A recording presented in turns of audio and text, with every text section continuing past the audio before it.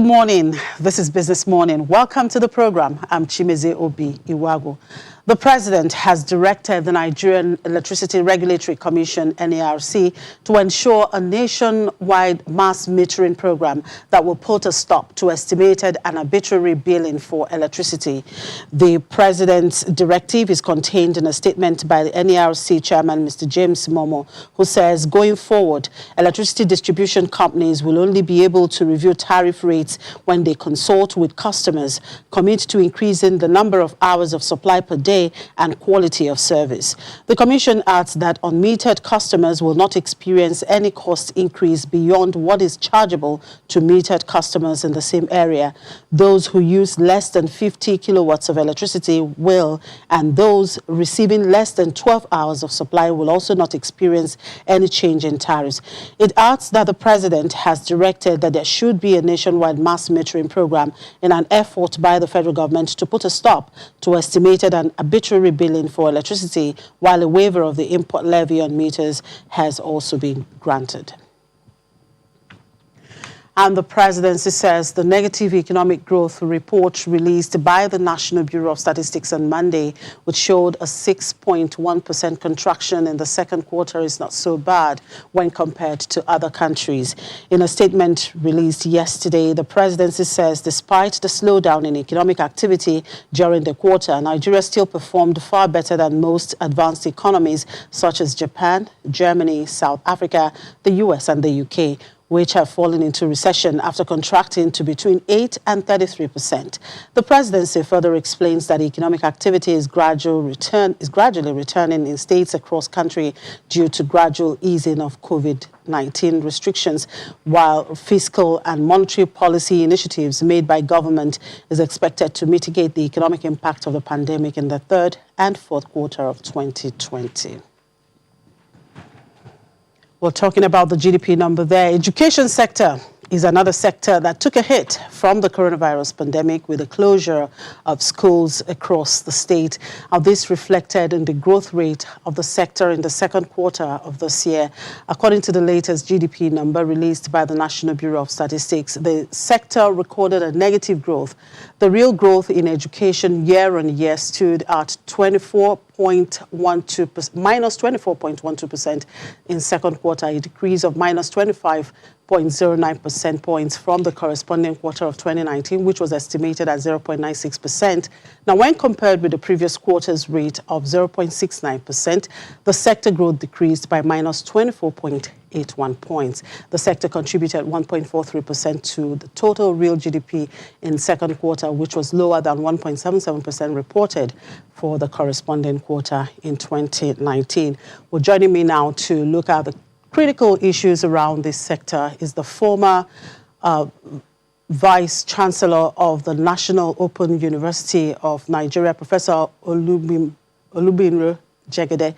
Thank you very much, Professor Jegede, for joining us on the program. Thank you for having me.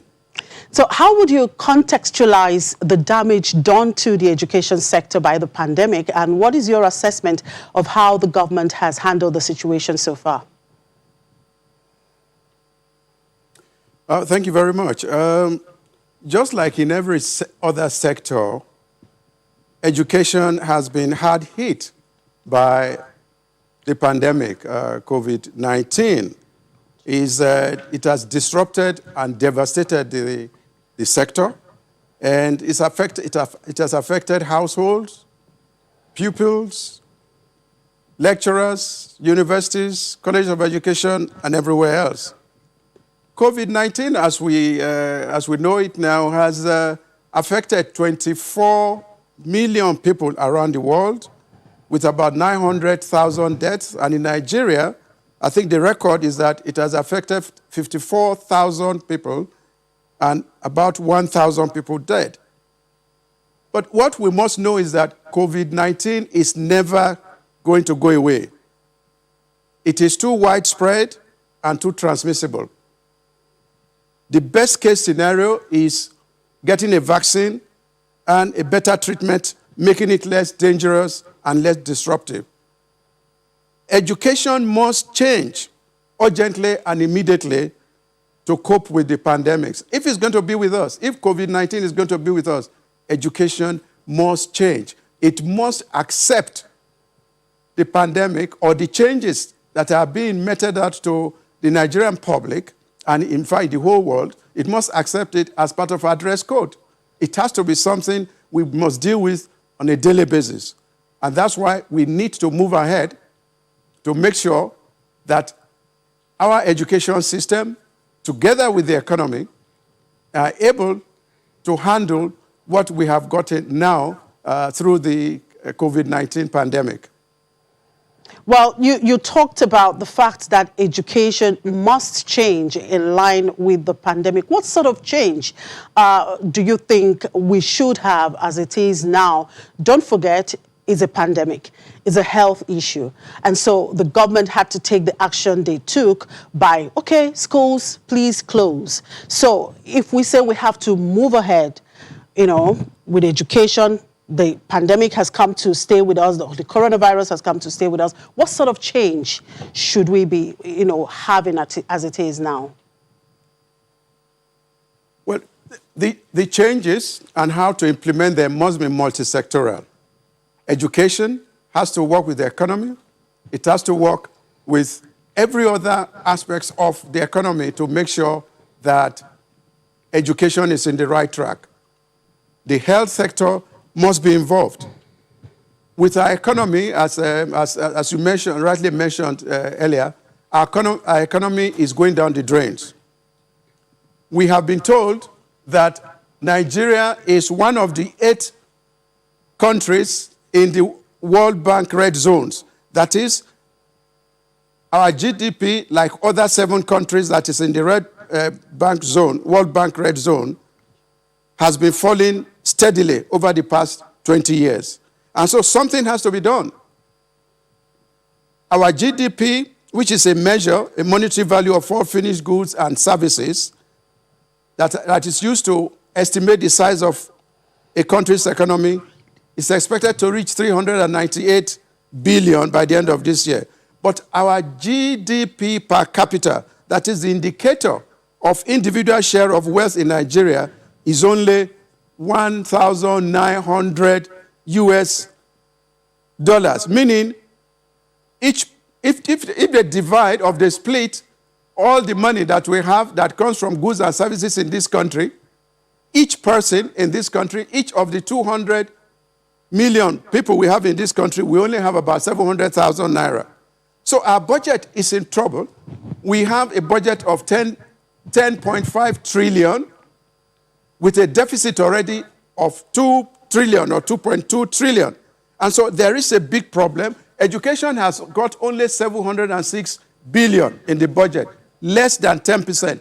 With a deficit, with education has now gone to minus 24.1% in the second quarter alone. So something needs to be done. First, education needs to put together a team of top, crack, expert educational strategists. They must be strategists that will work with the health sector to fashion out what to do. The second is to undertake massive training and retraining of pupils and teachers on how to mitigate the damaging effect of COVID-19 and what families should do. Third, we must provide all schools and institutions with necessary equipment and protocols on how to deal with the pandemic. Fourth, Nigeria should immediately immerse herself in transiting into a purely 100% digital learning and evaluation ecosystem. Yes, we do not have the necessary infrastructure, but we cannot wait. We must leapfrog. And that's what I think we should do now, as a way of making sure that education is aligned with what COVID-19 has brought to Nigeria.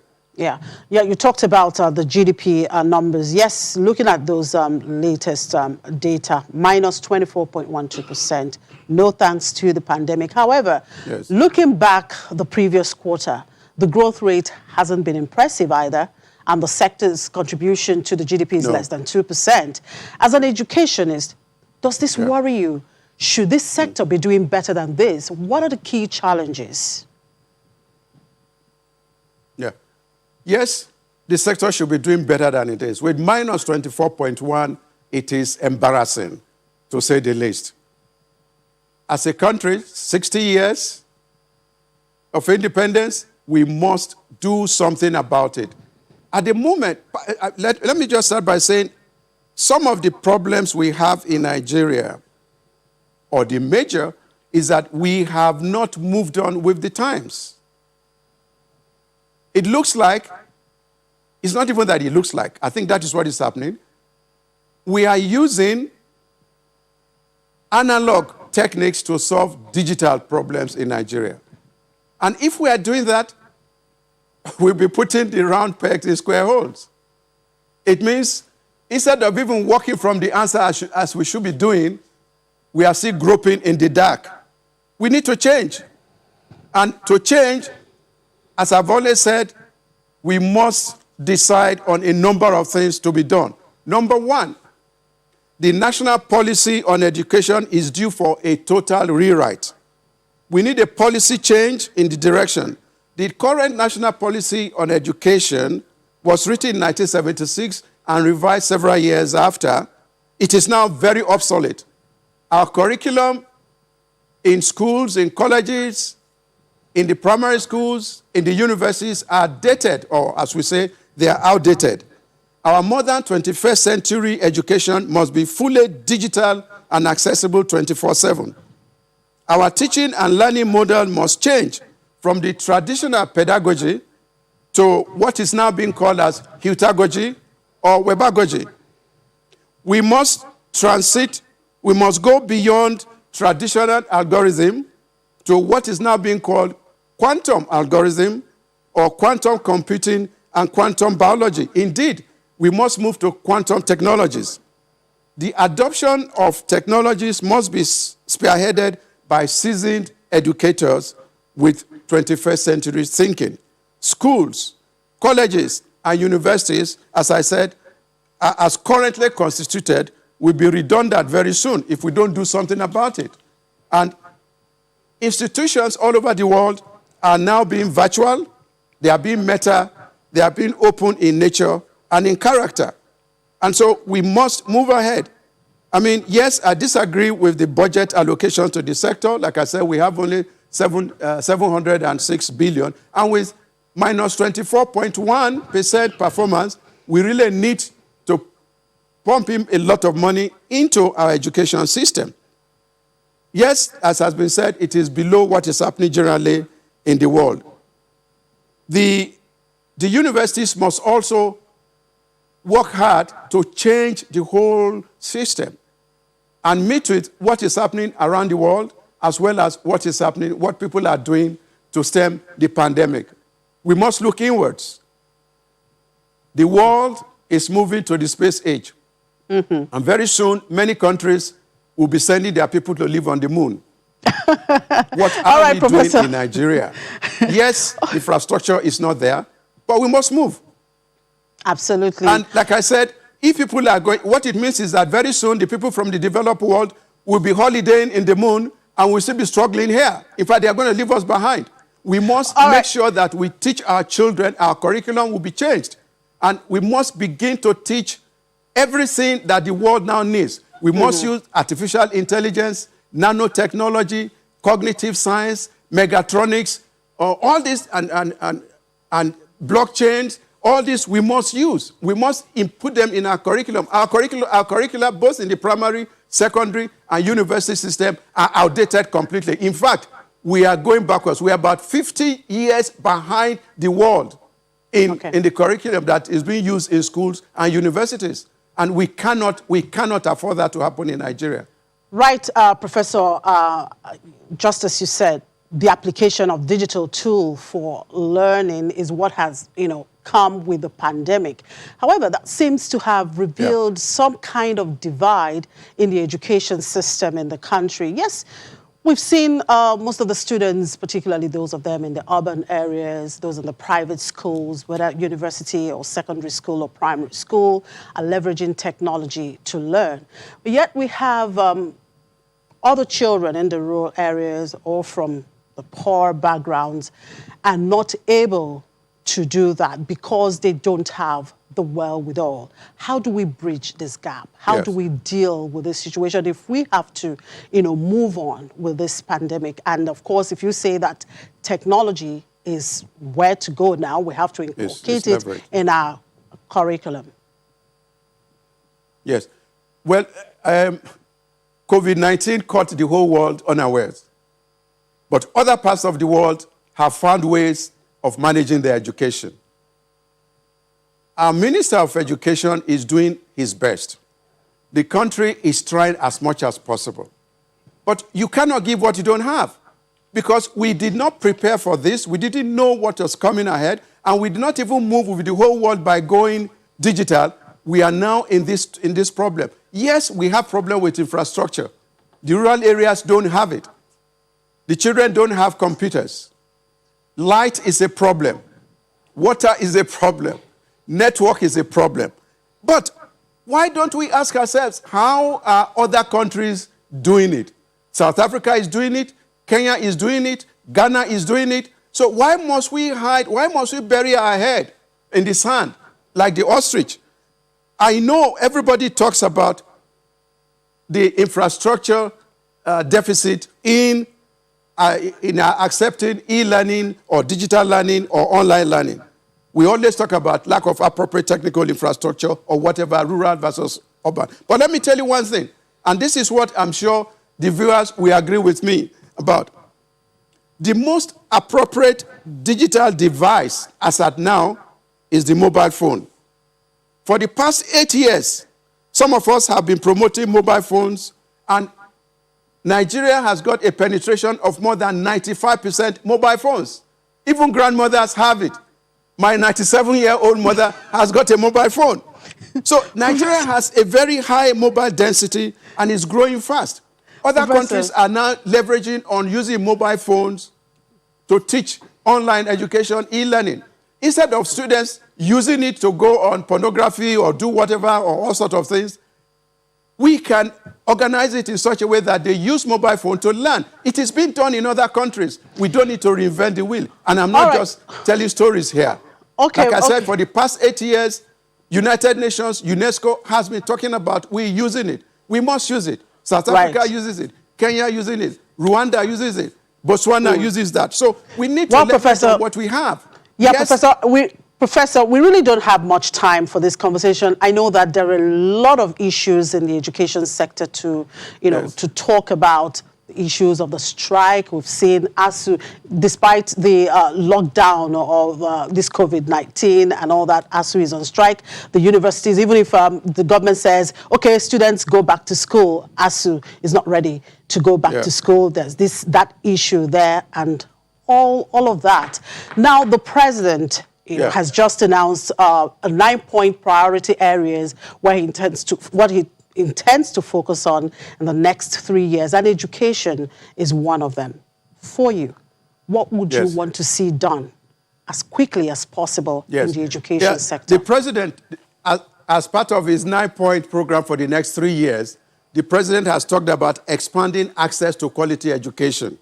The president is spot on with this, and I support him 100%. We must expand access and use digital mode of education. This will make education accessible, affordable, cost-effective, and must reach the unreached. It is also flexible. To provide access and quality education, Nigeria must be ready to build learning power, expose all our learners to computational thinking and design thinking, and expose our children to skills of what is now called ultra learning. They should be autonomous learners and learners who learn to learn. Nigeria must invest in the knowledge economy, in which the raw material is knowledge, the skill is knowledge processing, and the final product is also knowledge, leading to wisdom. Nigeria must aim at being a knowledge superpower in 5 years from now. If we are to make education accessible if we are to make Nigerians accessible to quality education, then we must put in all the other things that will make for quality. Teachers must be trained. At the moment, and we must hire teachers. We don't have it. The system The primary and secondary school system needs about 200,000 teachers in the next 2-3 years in Nigeria. The university system requires at least 150,000 academics with PhDs, at least with masters. We don't have it. How do we move on? How do we provide access to quality education if we don't have this? The brick and mortar world system, the classroom system is no more being used in the world. It has failed. There are 1.7 or 1.9 million people wanting to go to school. Well, and Professor, we can't afford it. So we must go digital. I'm sorry we have to leave this conversation. I wish we have more time to, dwell on this, but I think it's a continuous discussion, and we hope definitely the government will get it right. Professor Olubemiro Jegede, the former Vice Chancellor of the National Open University of Nigeria. Thank you very much for your time. Thank you very much for having me. It's been a pleasure. You're welcome. And after the break, we'll talk commodities. Do stay with us.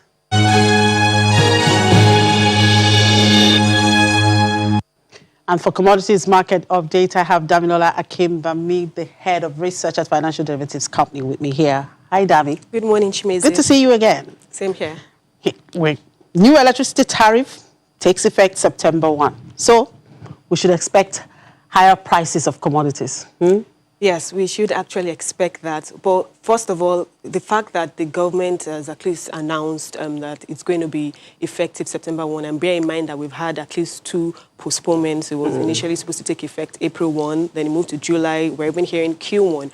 But now the thing is, at least all stakeholders are on the same page. They're in agreement that these tariffs need to be increased in order to attract investment. And bear in mind also that the World Bank has tied its $750 million power loan to the implementation of a cost-reflective tariff. So definitely it is clear to everyone involved that these tariffs need to increase in order for the discos to be able to generate more money. And also it's important to know that at least the consumer too is now being considered. We know that the Nigerian Electricity Regulatory Commission yesterday released some guidelines that these some conditions that we put in place before the tariff would be increased, and part of those conditions, at least they said they're going to be having subsequent discussions with the consumer just to ensure that no more estimated billings. Exactly. And no more estimated billings. And I'm glad we also mentioned the estimated billing, because on one hand, yes, you want the tariffs to increase so you can attract investment. But then some pundits would ask, do you increase the tariffs so that you have more money to be able to purchase the meters, or do you provide the meters and then that will lead to higher tariffs and revenue? So it's more like a catch-22 situation. But Nigerians will tell you that they are willing to pay for the higher as long as they have the electricity. As long as they have the electricity. And that issue of metering, the estimated billing is a major concern. And a lot of consumers will rather have prepaid meters, because at the end of the day, what you are paying if you have a prepaid meter is much less than when you are being charged arbitrarily. And even we know that the NERC, they've actually capped or put a cap to how much unmetered customers are going to be charged. But we know that that is not the situation right now. And that's because there's a huge metering deficit. The metering deficit has increased by 50% in the last 5 years,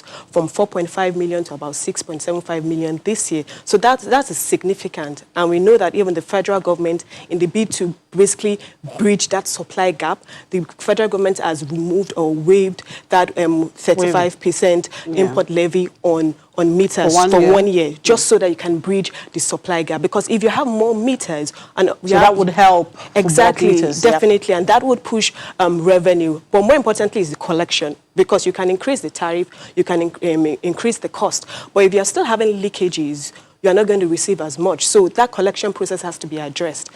And that's the challenge. That's the challenge. Who would ensure enforcement? Right now, all parties involved, especially the regulators, so you have the NERC, the government, everyone has to be it's basically hands on deck right now. Because, for instance, now, we know that about 293 billion naira was consumed in terms of electricity in the first 5 months of this year.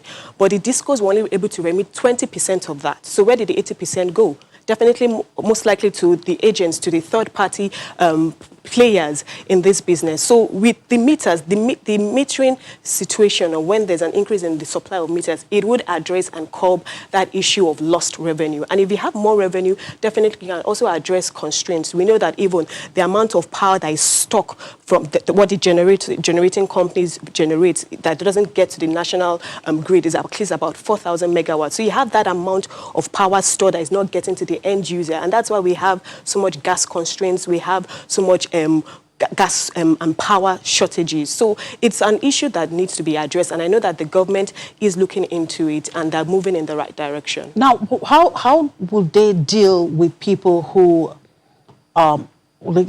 electricity theft, you bypass, yes. you wouldn't want to go through the meter, you bypass to get your light. How would they deal with such issues? I think it still falls back to the fact that a lot of Nigerians do not have meters. Because if you have the meters and everyone is, basically you make it compulsory for all Nigerians to have a prepaid meter, I think to an extent will address that matter, that issue. And again, there's that security issue, the health hazard, because we receive a lot of notifications from all these discos that try and avoid bypassing because it could lead to electrocution and whatever. So if there are rules and measures put in place to ensure enforcement, and there are consequences. So it's not that, somebody is caught bypassing meter and all the person needs to do is bribe the agent that catches them and the person is set free. No, if there are measures, if there are consequences, I think people would desist from that kind of behavior. And more importantly, an improvement in power supply. If people are getting constant power supply, I think they'll be ready to pay the cost of it. Right.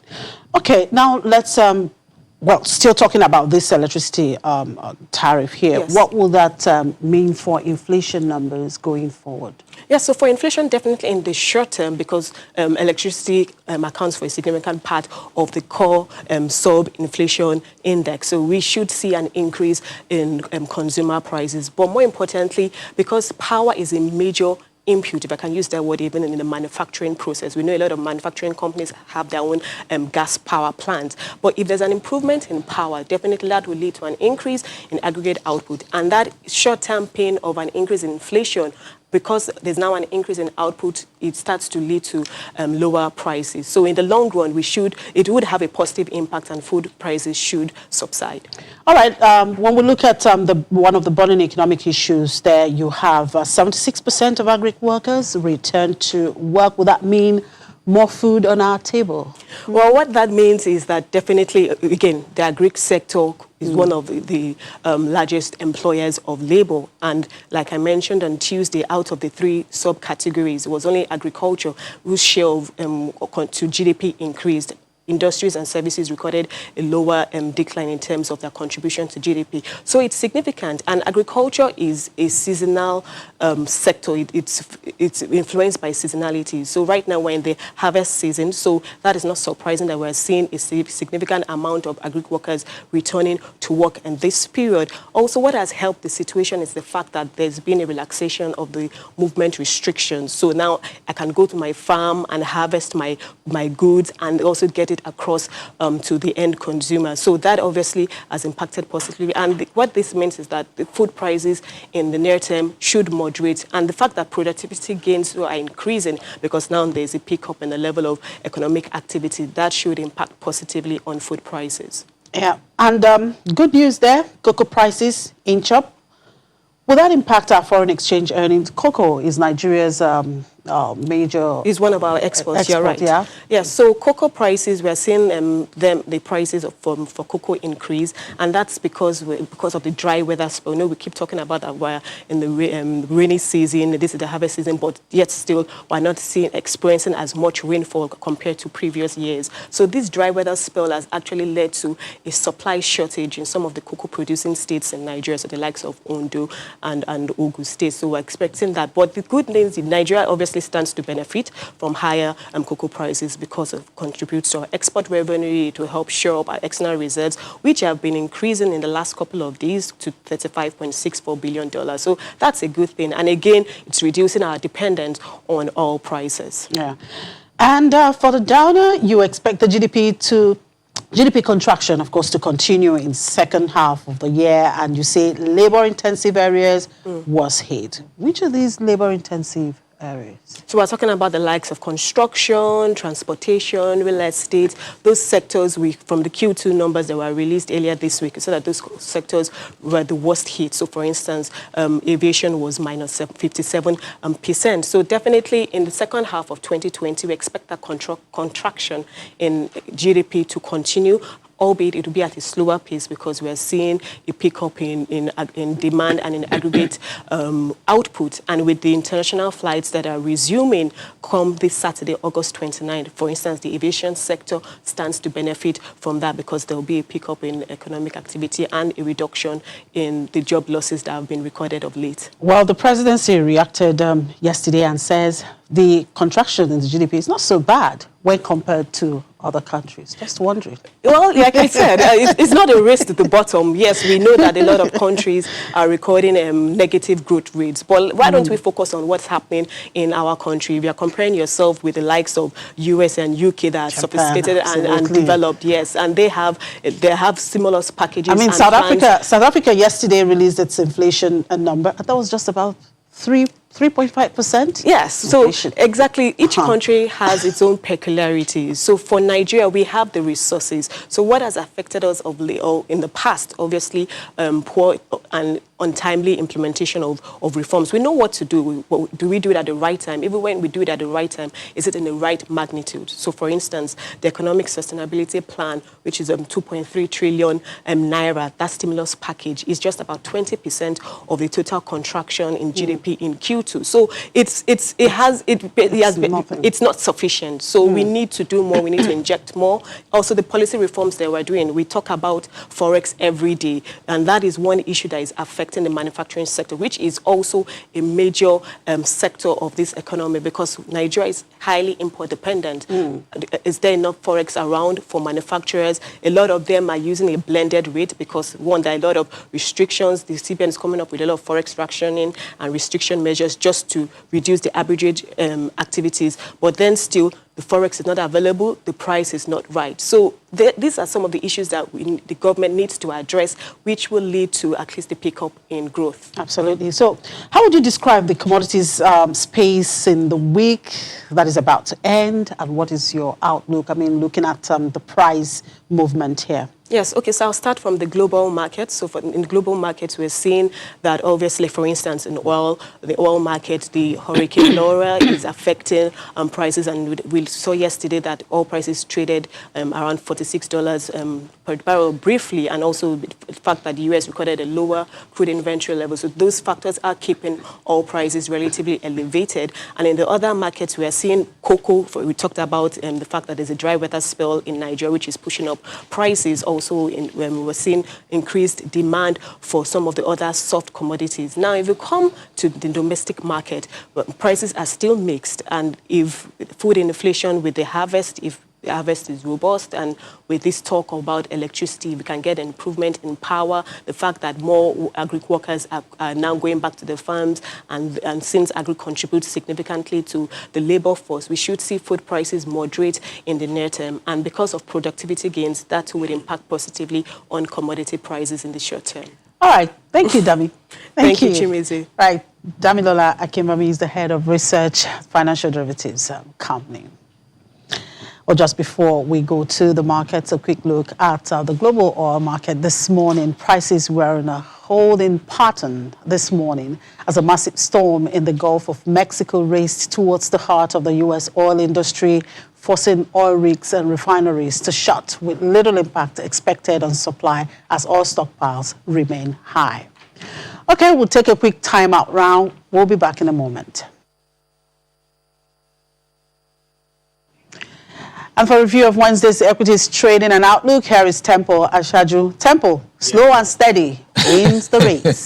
Slow and steady, but that's a lot of gains to some pockets, actually. And I hope you'll join those set of gainers, actually, in the stock markets. We're up yesterday again, 0.15%. That's some positive. It actually went higher than these, Chimeze, at some point during trading sessions. We got 0.27% if we were watching the numbers. So yesterday, it then moderated given the level of profits taking that we saw in the markets. And then look at the equity capitalization, 13.2 13.214 trillion naira. We moved down, we moved rather higher, all the way from 13.194. It was 13.162 at the preceding trading session.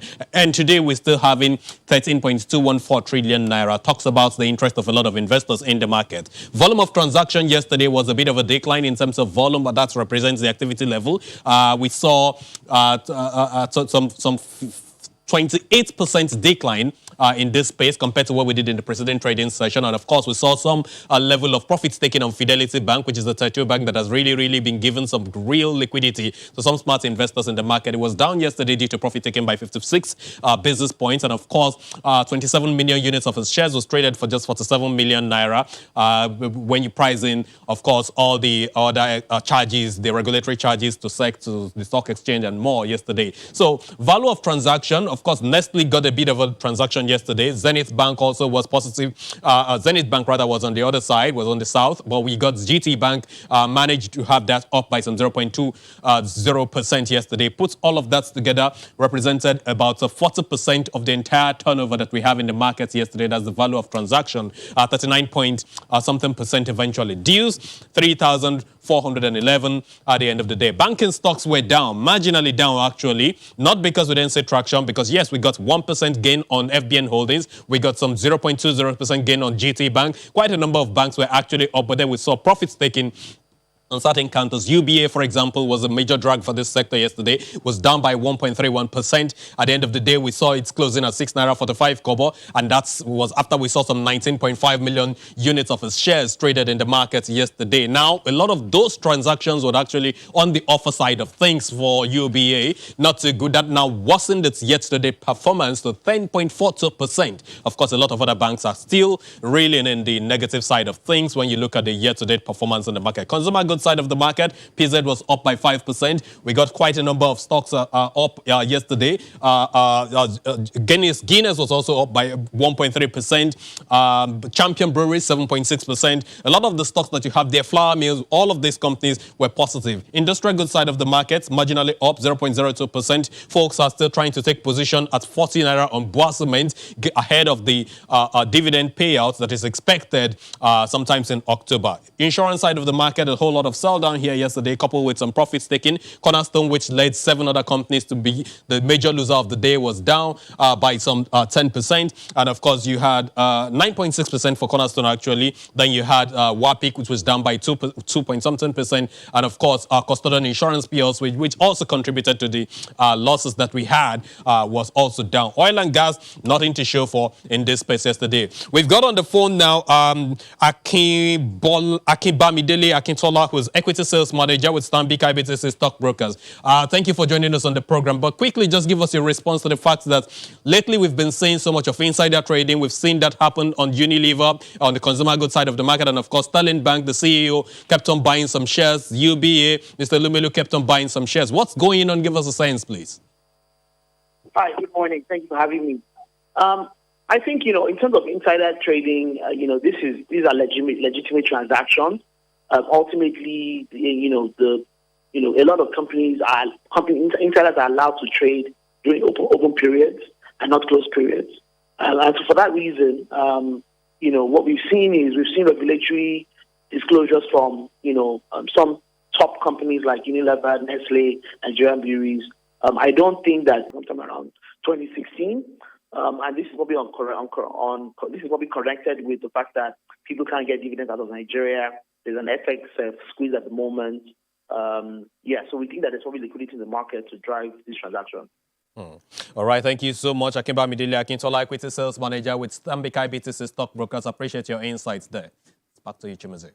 All right, Temple, hang in there. We'll take a break. When we come back, we'll do an opening call to London and back to you.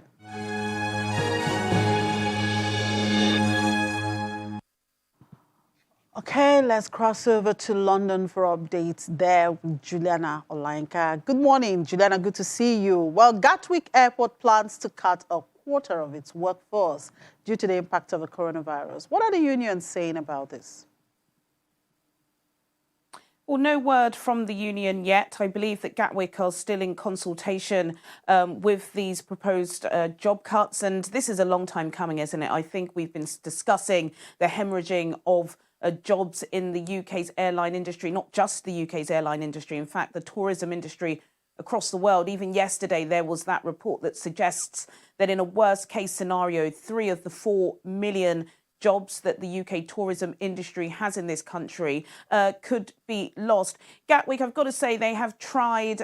In March, they managed to secure a £300 million loan from the government to try and mitigate against this kind of circumstance. Also, 75% of their staff are currently on the government's furlough scheme, which is due to run out at the end of October. But they have lost some of their big clients, no less than Virgin Atlantic, who grounded their flights, I believe, in about April. And they said that they will no longer be flying out of Gatwick. BA as well, they're in consultation with unions about 12,000 job losses. And many of those job losses have actually come from Gatwick Airport. So they have been struggling. They've got 2 terminals and only one of them is in operation. Their chief executive, Stuart Wingate, did release a statement. I thought it was quite poignant, actually. He said, if anyone is in doubt about the devastating impact that COVID-19 has had on the aviation and travel industry, then today's news we have shared with our staff regarding the proposed job losses is a stark reminder. Yeah, and former Bank of England Governor Mark Carney joins asset management firm in Canada to lead its environmental, social and governance investment strategy. What does Carney hope to bring to the table with his new job? Well, besides his superstar status, I've got to say he's a very long, deep contact book of sovereign wealth investors. I've got to say there had actually been lots of speculation about where Mark Carney would be going. Again, he was pretty much a superstar. Most Bank of England governors are pretty dull, but anytime he spoke, a lot of people outside of the usual economists did listen. He has got this new role. We're not sure how much what his salary is, but I'm sure it will be definitely up to 7 figures. Brookfield Asset Management has actually got over $500 billion worth of assets.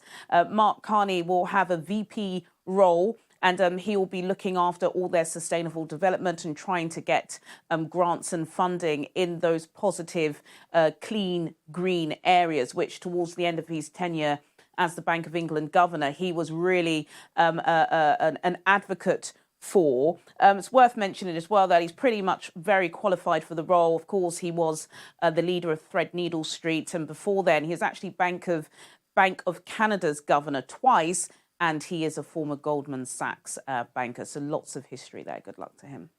Good luck to him. Well, aside from Central Bankers Symposium today, what else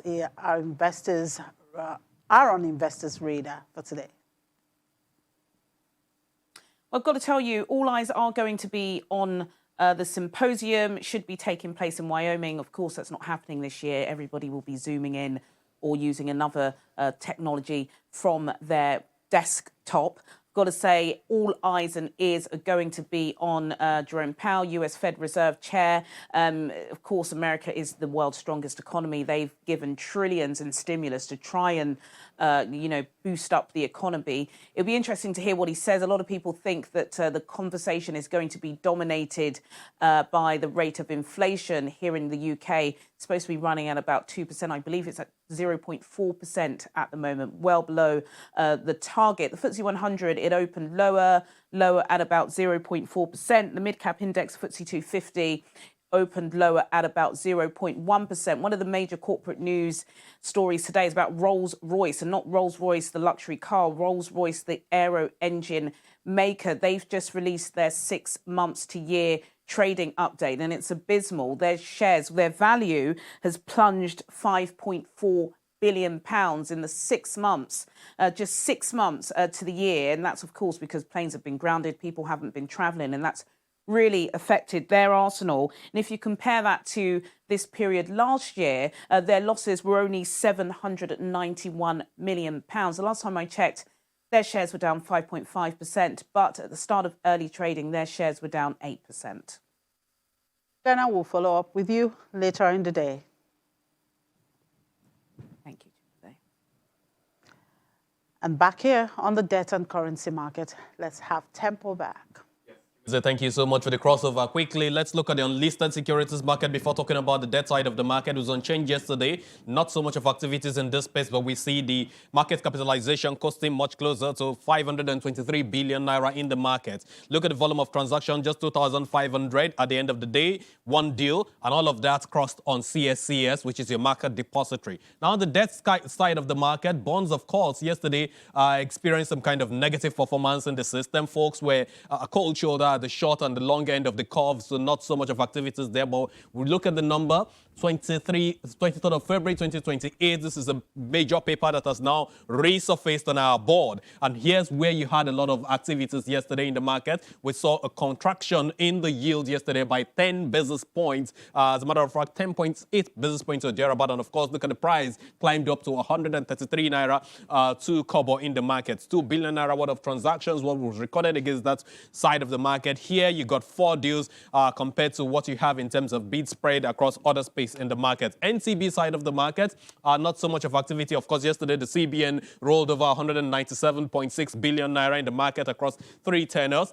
We understand that that wasn't a bad auction at the end of the day, but for the secondary side of markets, not so much of activities. 1.5% is what we got. And of course, OMO side of things, here's what we had yesterday, 29 deals in total, apart from all of these, when we discount these numbers for the rest of the deals that we had in the market. Caleb Alimi, a fixed income dealer with FSDH Merchant Bank, joins us now. Caleb, we understand there will be some kind of OMO auction again this morning by the CBN. That was announced in early hours. Talk us through how much of demand local players like you will be bringing on board, and of course, how will that shape the market going forward? Thanks, Temple, for having me. Good morning, everyone. So, yes, there is an OMO auction today. The CBN has floated 100 billion of OMO auction, and that's on the back of the fact that we have 282 billion OMO maturities today, taking system liquidity to around just a little over 650 billion. We will see some demand, but the OMO auctions are largely targeted towards the FPIs who have maturities that are looking to roll over. There will be some, bit of local players in there. We expect that the OMO auction will close at the same level that it closed at the previous times. We haven't seen much drop or increase on that side. For the longest tenor, which is about almost a year, we expect it to close around 8.94%. And then for the 182 days or the one in that range as well, we expect it to close around 7.71, where it closed the last time. So we expect that CBN will maintain this this supply level, and then we do expect that it will sell, of course, 100 billion based on what is maturing. Even as the cold shoulder there will be and local bonds demand surely in the secondary market, and then we'll see that those yields will drop significantly once they come into the secondary market. That will be all on that side. Okay, so let me take you back to history a bit. Yesterday was 197.6 billion naira worth of rollover by the CBN in NCBs. Give us a sense of how that panned out. Okay, so that demand. The demand was we did see we have people coming to bid for those papers.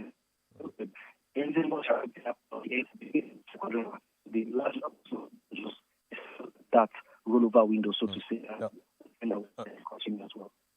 Caleb Alimi, thanks so much for your analysis. I appreciate them. Thanks for the insights you've also given us about the OMO auction that is coming up on board today. That is news for us actually here, and we'll continue to track the outcome of that auction. Thanks a great deal. Caleb Alimi is a fixed income dealer with FSDH Merchant Bank. Thank you so much for your insight. Back to you, Chimeze. Thank you, Temple. Well, let's wrap it up for today. That's it on the program. Thank you for watching. I'm Chimeze Obi Iwago.